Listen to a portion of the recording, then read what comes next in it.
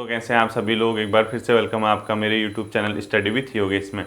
आजकल हम लोग कंप्यूटर की क्लास देख रहे हैं और लास्ट टाइम मैंने आपको जो कल बताया था उसमें मैंने आपको इनपुट और आउटपुट डिवाइसेस के साथ साथ इंटरनेट के बारे में थोड़ा सा जानकारी दी।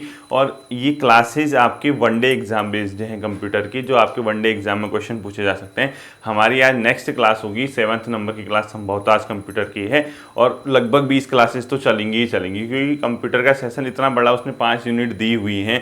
अब पता लगा हम सब चीज़ पढ़ के गए, कंप्यूटर हमने इग्नोर कर दिया, कंप्यूटर पे हमें ध्यान नहीं दिया, तो वहाँ फंसने से बेहतर ये है कि यहाँ हम लोग अपना बैकअप तैयार रख के चले। चलो उत्तराखंड से कुछ क्वेश्चन नहीं भी आए, अगर हमें उत्तराखंड ना आए, हिंदी के क्वेश्चन ना आए कुछ, तो हम कंप्यूटर से स्कोर कर सकें। एटलीस्ट हर सेक्शन को अगर हम टच करके जाते हैं, छू के जाते हैं और तैयार करके जाते हैं, तो हमारे सिलेक्शन की प्रोबेबिलिटी बहुत ज़्यादा क्या होती है, हाई हो जाती है, यानी हमारे सिलेक्शन के चांसेस बढ़ जाते हैं। ठीक है, तो देखिए मैं कंप्यूटर की आज आगे को उससे आपको कराता हूँ। जो टॉपिक मैं आपको कराऊंगा, एक बेसिक इन्फॉर्मेशन आपको कंप्यूटर की दूंगा, साथ ही साथ आपको जो जनरेशन डेवलप हुए थे वनडे एग्जाम बेस्ड, यानी कंप्यूटर के अलग अलग पीढ़ियों में कहाँ पे क्या जुड़ा था, वो कुछ आपके वनडे एग्जाम बेस्ड है। ठीक है, सब तो नहीं करा पाऊंगा, आप लोग अगर जो भी बुक है आपके पास आप उससे पढ़ना, कंप्यूटर का जो जनरेशन था, जो उसका अलग अलग जनरेशन आई, वो कैसे उसमें क्या चीज़ ऐड हुई थी। देखिए सबसे पहले हमने ये देखना है कि कंप्यूटर के वर्क क्या होते हैं। ठीक है, तो कार्य लिखो, कंप्यूटर के कार्य हैं।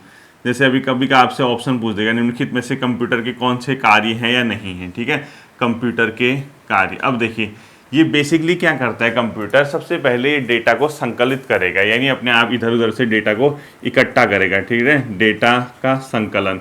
जैसे ये डेटा को संकलित करेगा, फिर ये अपने ऊपर में यानी अपने पास डेटा को क्या करेगा, स्टोर करेगा, यानी डेटा को क्या करेगा, संचय करेगा। ठीक है, तो डेटा संकलन किया, फिर डेटा का इसने संचय किया, संचयन यानी स्टोर। ठीक है, उसके बाद जैसे डेटा इसके पास आ गया, ये क्या करेगा, प्रोसेस करेगा उसको, यानी जो भी उस पर एक्टिविटीज़ करनी है, इसके पास जो डेटा आया है उसको डेटा को प्रोसेस करेगा, यानी डेटा का संसाधन करेगा, डेटा संसाधन। ठीक है, और जैसे ही डेटा का संसाधन हो गया, ये डेटा को फाइनल टच दे देगा, यानी आपने जो भी एक्टिविटीज़ करनी थी उसमें कंप्लीट होगी, यानी डेटा को आउट कर देगा, यानी आउटपुट दे देगा, डेटा का निर्गमन। ठीक है, डेटा निर्गमन, ये इसके बेसिकली वर्क होते हैं। तो कंप्यूटर के क्या कार्य होते हैं, अगर पेपर में ऑप्शन आते हैं कभी, तो देखना, इसको ध्यान रखना।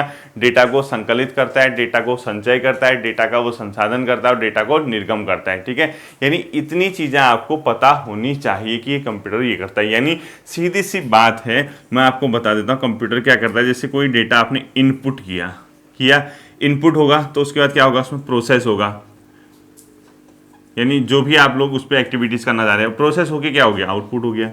यही तो काम करता है कंप्यूटर। और क्या करता है, जैसे आपने सपोज कोई कमांड देनी है, आपने एक प्रिंटर, आपने क्या किया, इनपुट, जैसे आपने कोई चीज़, अपना एडमिट कार्ड प्रिंट करना है, प्रिंट आउट, तो आप एडमिट कार्ड पे गए, यानी आपने Ctrl+P दबाया, यानी आपने इनपुट दे दिया, वो ओके करोगे तो प्रोसेसिंग हो जाएगी प्रिंटिंग की, उसके बाद तुरंत आउट के आपके पास आ जाएगा, यानी डेटा संकलित, संचय, संसाधन, निर्गम, ये यही इसका क्या होता है, बेसिकली वर्क होता है। ठीक है, अब इसमें देखना, जब आप कंप्यूटर पढ़ने लगते हैं तो आपको स्टार्टिंग से ही कुछ टर्मोलॉजी दिखते हैं। एक तो ईडीपी दिख जाएगा आपको, यानी ईडीपी क्या होता है। दूसरा आपको एक शब्द इसमें बहुत आता है पेपर में, एटीएम का फुल फॉर्म भी पूछा जाता है कई बार, और इसके अलावा कभी कभी सीपीयू का फुल फॉर्म भी पूछा जाता है, जिसको कंप्यूटर का मस्तिष्क भी कहते हैं। ठीक है, तो तीनों फुल फॉर्म आपको पता होनी चाहिए। ईडीपी का जो फुल फॉर्म होता है वो होता है इलेक्ट्रॉनिक डाटा प्रोसेसिंग, यानी इसको ध्यान रखना, ईडीपी का फुल फॉर्म होता है इलेक्ट्रॉनिक डाटा प्रोसेसिंग। ठीक है,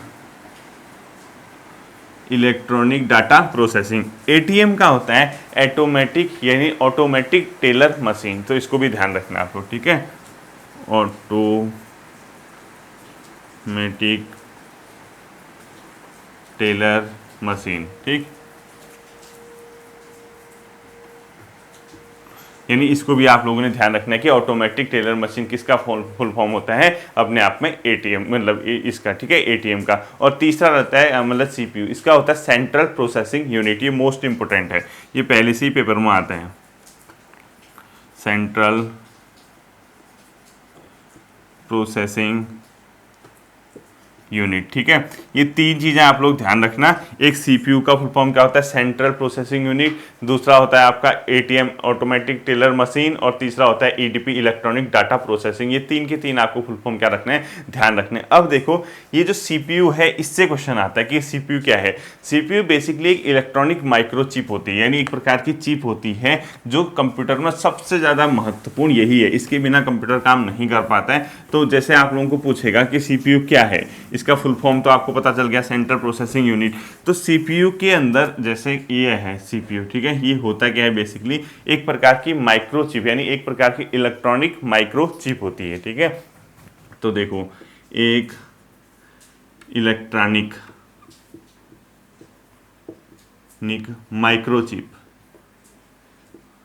माइक्रोचिप होती है, इसको ध्यान रखना आप लोग। ठीक है, माइक्रोचिप होती है, याद रखना आप लोग। कौन सी चीज, सीपीयू, सेंट्रल प्रोसेसिंग यूनिट।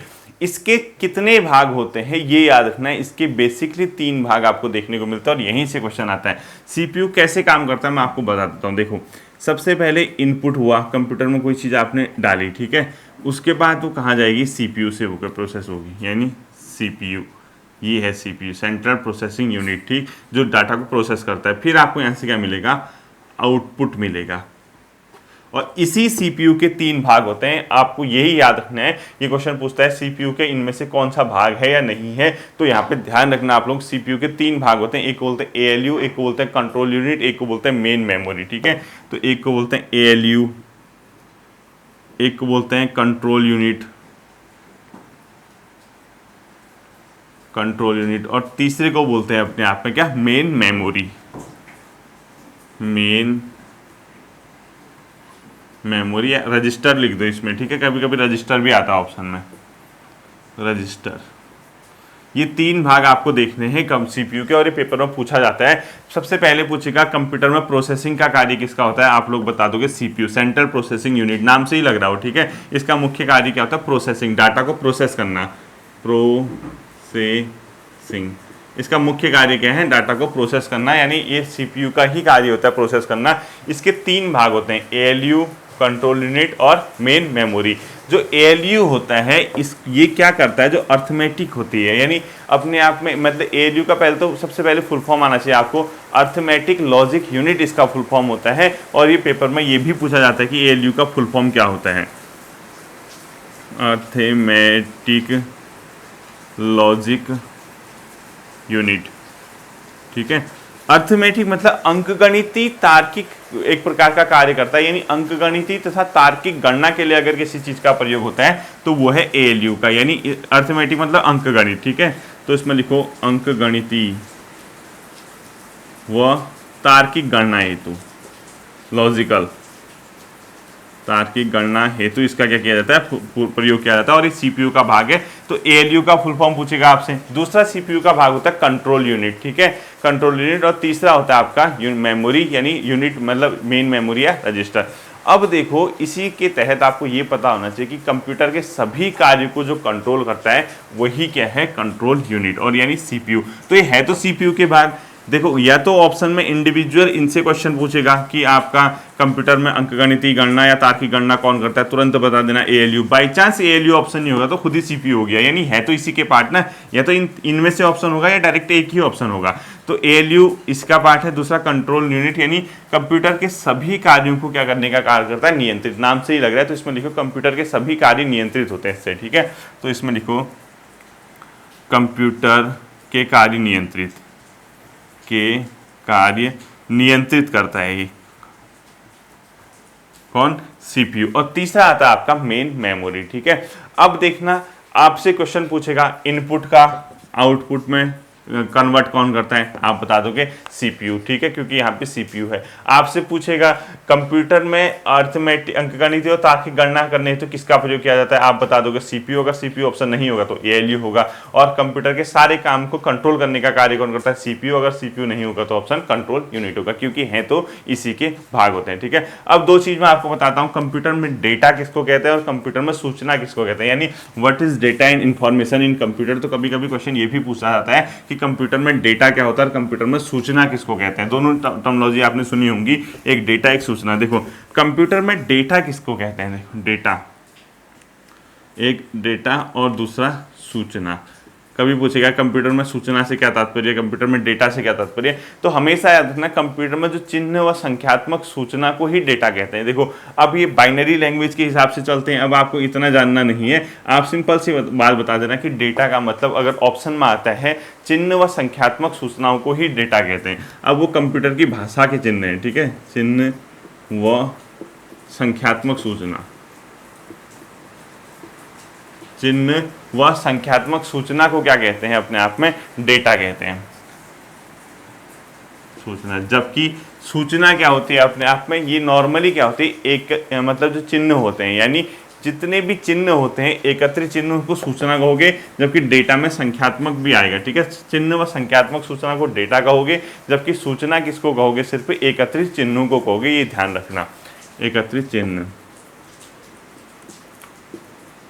एकत्रित चिन्ह, ठीक है, ये आप लोग ध्यान रखना। ये क्या पता कभी पूछ दे, उतना ज़्यादा इंपॉर्टेंट तो नहीं है। अब आता है आपका, जैसे आपने कंप्यूटर में सीपीयू पढ़ा, CPU control central processing unit पढ़ा, एक चीज़ उसमें ध्यान रखना, जो माइक्रो प्रोसेसर होते हैं वो कंप्यूटर का मस्तिष्क, यानी किसको कंप्यूटर का मस्तिष्क कहते हैं, वो उसी को कहते हैं, यानी सीपीयू को, यानी उसके अंदर जो मेमोरी, कंट्रोल यूनिट के साथ जो मेमोरी लगी होती है उसी को। तो अगला क्वेश्चन लिखना, कंप्यूटर का मस्तिष्क किसको कहते हैं, ठीक है, कंप्यूटर का मस्तिष्क, कंप्यूटर का मस्तिष्क किसको कहते हैं, कंप्यूटर का मस्तिष्क, माइक्रोचिप को, यानी माइक्रोचिप जो उसमें लगी होती है, किसमें, सीपीयू, तो इसको बोलते हैं माइक्रोचिप।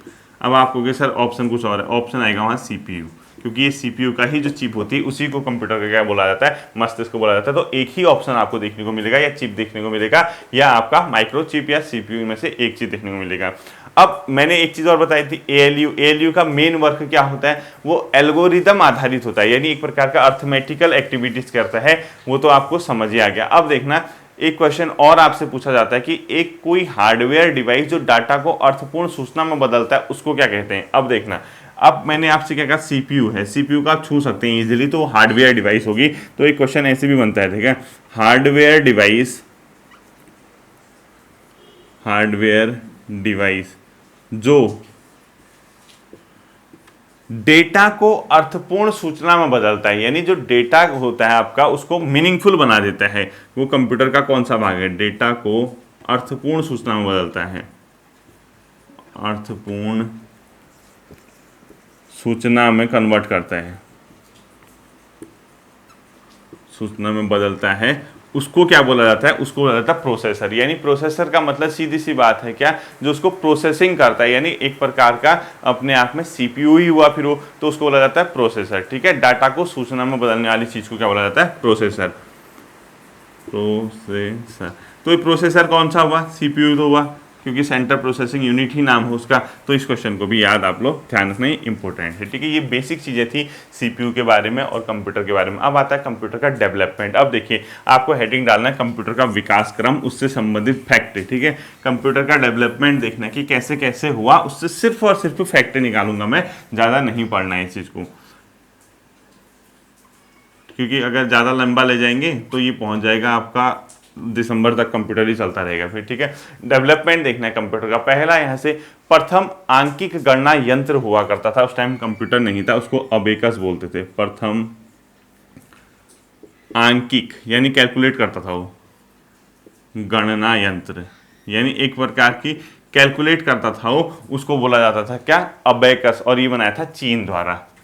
प्रथम आंकिक गणना यंत्र कौन सा था, अबेकस, और ये बनाया था किसके द्वारा, चीन के द्वारा इसको बनाया गया था। तब कंप्यूटर नहीं हुआ करता था, ठीक है। एक क्वेश्चन ये। दूसरा आपको याद रखना है, कंप्यूटर का जन्मदाता किसको कहते हैं, यानी कंप्यूटर सबको आता होगा, चार्ल्स बेबेज को, कंप्यूटर का जन्मदाता, ये तो बचपन से ही आता होगा आपको सभी को, इसको बोलते हैं चार्ल्स बेबेज को, ठीक है, ये सबको आना चाहिए, चार्ल्स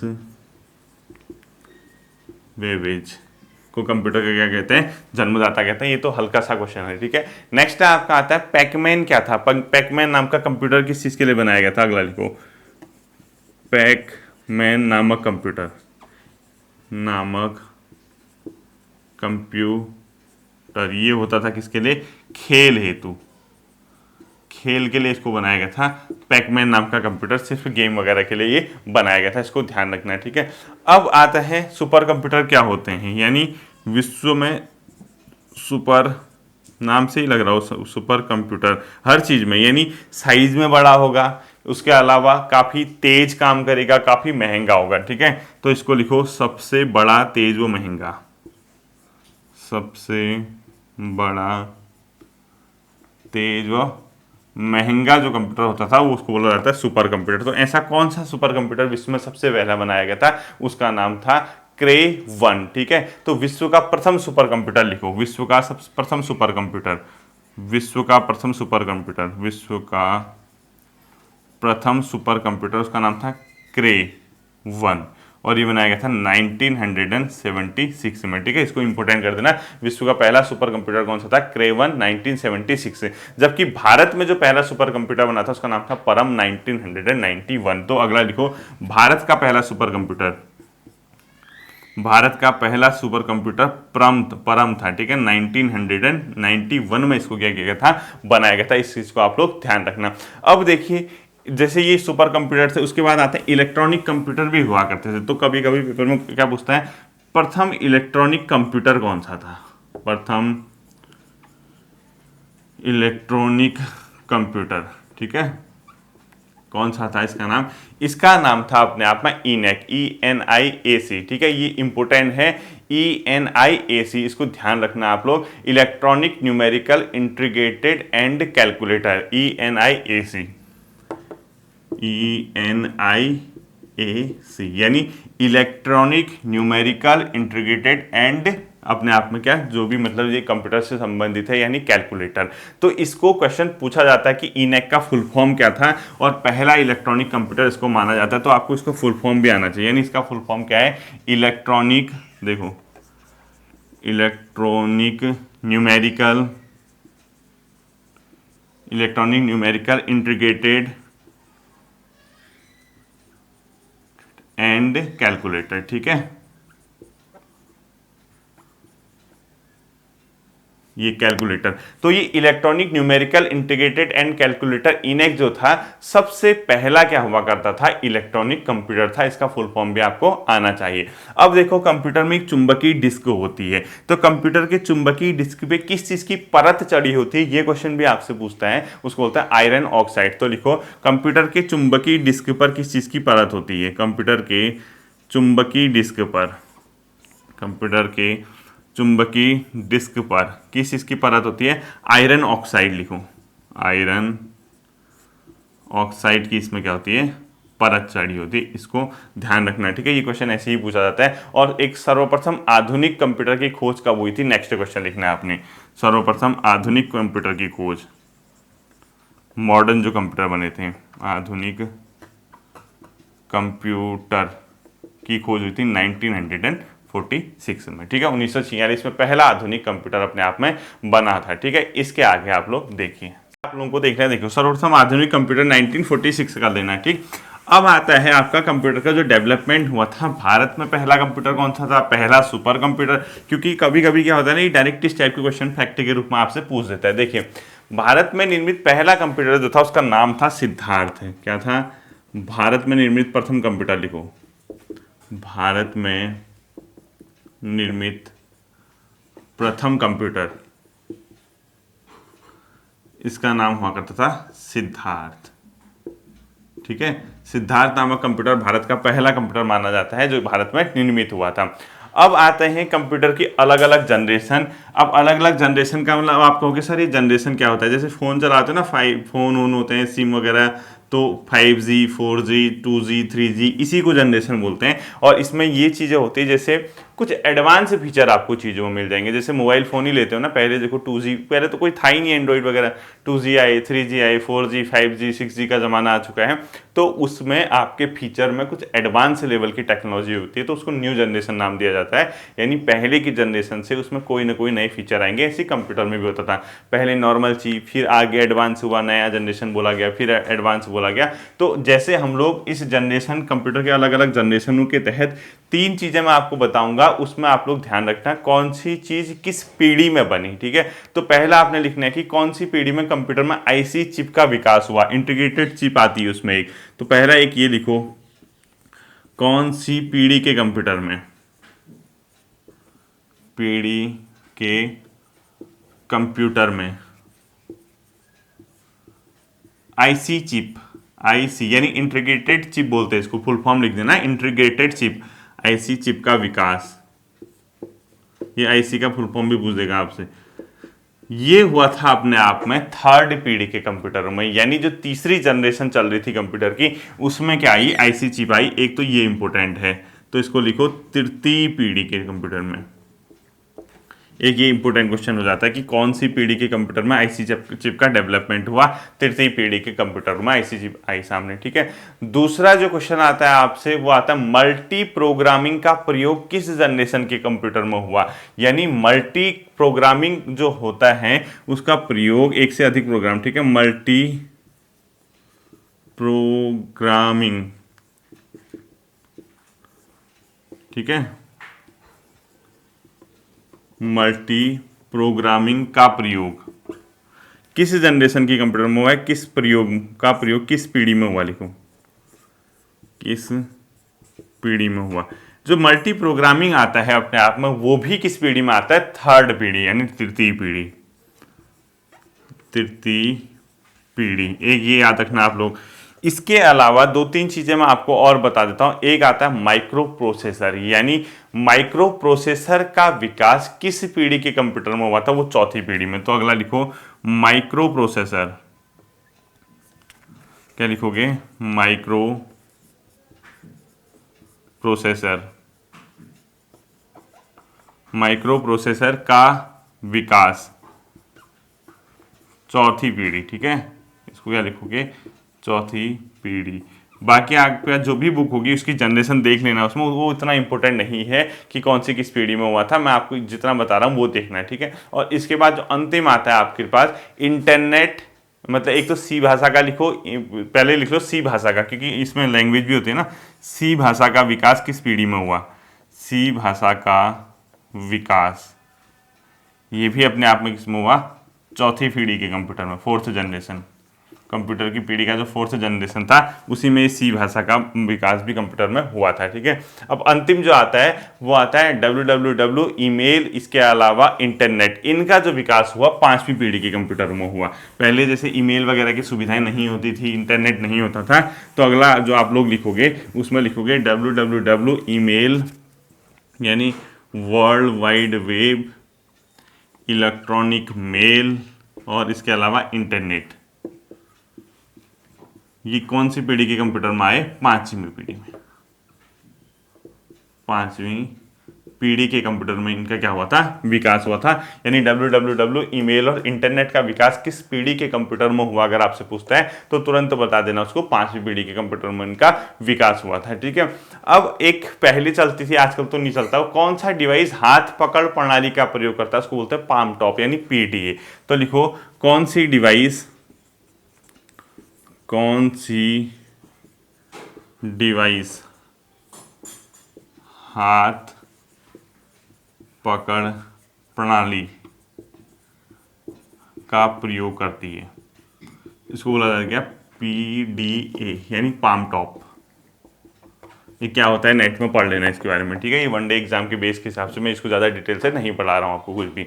अब आता है जब पहली जनरेशन के कंप्यूटर आए थे उससे पहले किस कंप्यूटर का प्रयोग किया जाता है, उसको बोला जाता है विद्युत कंप्यूटर। ठीक है, तो लिखो प्रथम पीढ़ी से पहले किन कंप्यूटर का प्रयोग किया जाता था,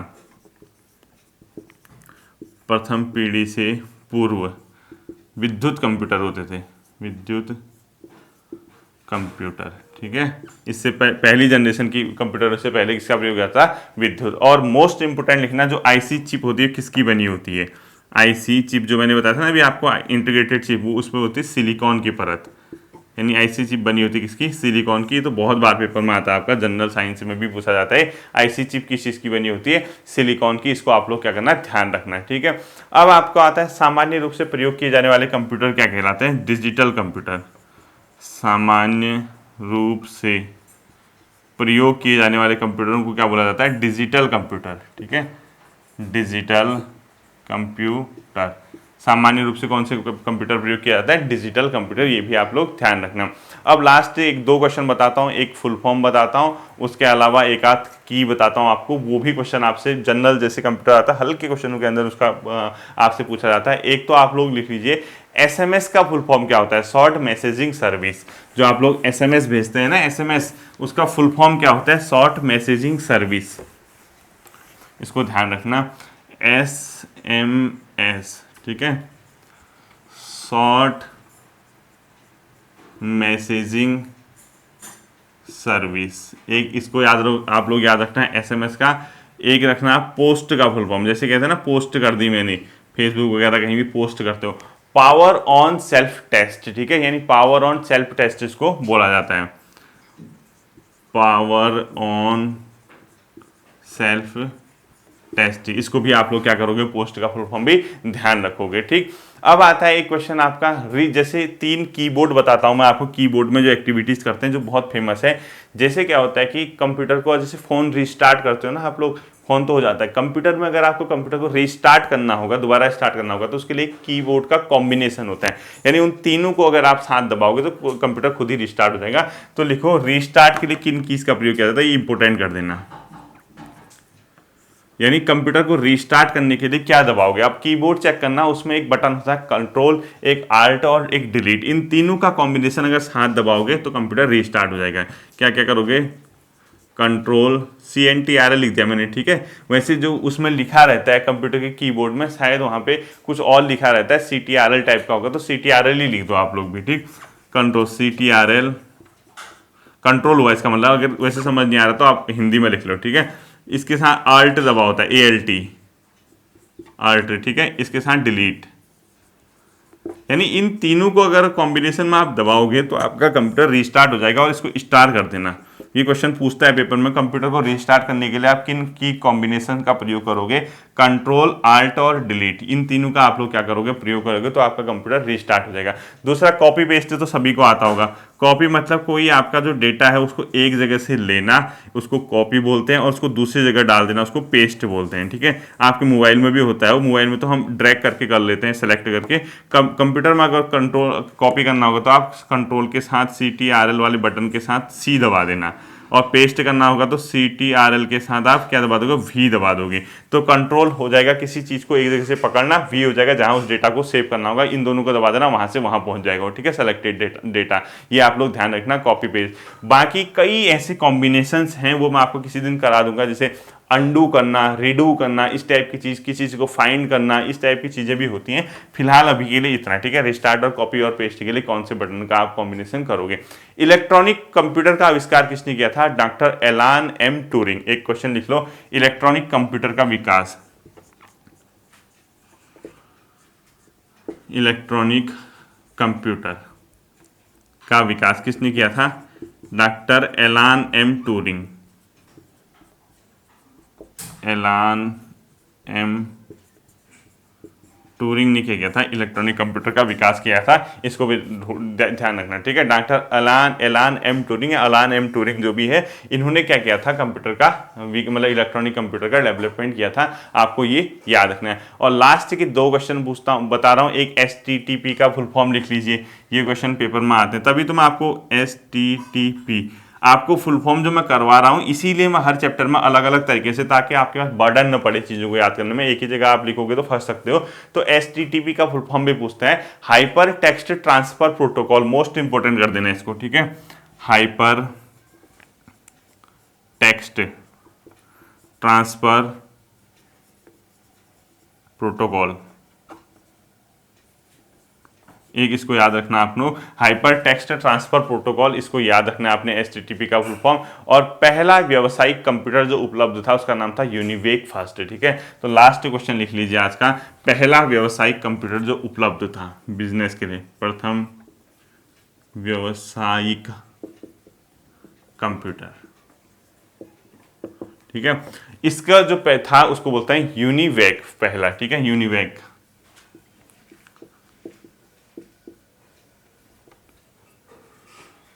यूनिवेक पहला, फर्स्ट। इसको बोला जाता है। पहला ही क्या था, व्यवसायिक कंप्यूटर था। ठीक है, ये थे आपके आज के कंप्यूटर से संबंधित इंपॉर्टेंट फैक्ट वगैरह। यानी अब आप ये मान के चलिए जैसे आप लोग इस तरीके से पढ़ते हैं कंप्यूटर, तो आपके सिलेक्शन के चांसेस बहुत बढ़ जाएंगे, क्योंकि आप कंप्यूटर पढ़ के जा रहे हैं, उत्तराखंड आपकी अच्छी खासी तैयार हो रही है, और मैं ये मान के चल रहा हूँ कि आप उसको रिवाइज कर रहे होंगे, और परीक्षा वाणी तो आपने मुझे लगता है कि कम से कम 5-7 बार तो रट ही दी होगी, और उसको रट दिया कंप्यूटर के मतलब साथ में मेरी हिस्ट्री की वीडियो देख रहे हो, अगर आप उत्तराखंड की, उत्तराखंड इंडिविजुअल टॉपिक कर रहे हो, उत्तराखंड जिला सीरीज कर रहे हो, तो 40 में से कम 28 नंबर, 30 नंबर, 32 नंबर आपके कहीं नहीं गए। ठीक है, हो सकता है 7-8 क्वेश्चन बहुत टफ आए हो, किसी को ना आए, वो छोड़ दीजिए उसको, उसके लिए आप यहाँ वर्क कर रहे हो ना, इसीलिए प्लानिंग के तहत आप आगे बढ़े। जीएस अब मैं आपको 1 सितंबर से ज्योग्राफी वगैरह की जो भी जीएस के एनसीईआरटी क्लासेस होंगे, जैसे मैंने आपको मॉडर्न हिस्ट्री के क्वेश्चन कराए ना 9 वीडियोस में, उससे बहुत फायदा होता है। उसको आप किसी भी एग्जाम में चले जाइए, मॉडर्न हिस्ट्री के उन क्वेश्चन का आपको कहीं ना कहीं बहुत जगह दर्शन देखने को मिलेंगे। उसी तरीके से मैं आपको भूगोल, अर्थशास्त्र और पॉलिटिकल साइंस के एनसीईआरटी के क्वेश्चन करा दूंगा। लगभग 15-20 क्लासेस में आपको मैं उसको खत्म कर दूंगा। वो तीनों जो वीडियोस होंगे, तीनों एनसीईआरटी की क्लासेस, वो जीएस वाला जो पोर्शन है वो आपका 1 सितंबर से मैं चला दूंगा। तब तक आप कंप्यूटर पढ़िए, कल आपके देखते हैं उत्तराखंड या कोई और क्लास भी आ सकती है। अपना ध्यान रखिए, मेहनत कीजिए, आपको शुभकामनाएं। Thank you.